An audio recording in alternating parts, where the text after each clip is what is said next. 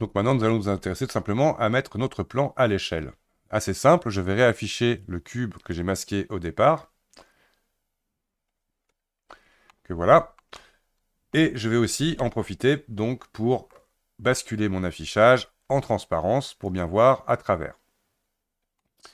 Donc rappelez-vous, majuscule molette quand on a configuré le pan en mode molette.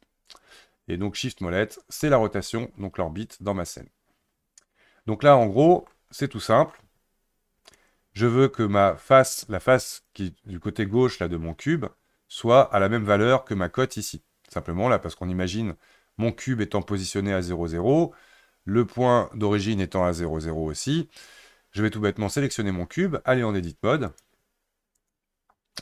En mode face, je vais venir sélectionner la face qui est donc du côté qui m'intéresse et lui demander tout bêtement, dans le panneau latéral, donc N pour l'ouvrir par exemple, je vais dans Item et je vais lui demander en X d'être à moins 4,13 m.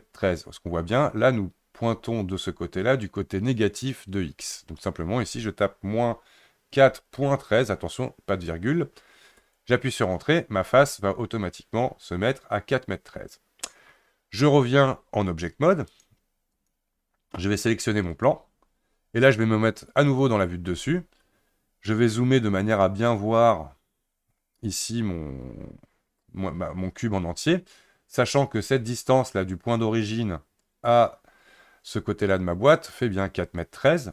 Je vais avec échelle, donc j'appuie une fois sur S, j'évite d'être trop près du point d'origine de mon objet. Plus vous serez éloigné, plus l'échelle sera progressive. Clic droit par exemple pour annuler. Si je me mets vraiment sur le centre, on va voir que là je vais avoir une échelle difficile à gérer. Donc je m'éloigne un petit peu. Donc rappelez-vous que vous pouvez annuler à n'importe quel moment avec le clic droit l'action en cours. Donc là, je fais S et je déplace mon plan. À la fin, si je veux ralentir le mouvement de mon échelle, j'appuie sur majuscule en même temps.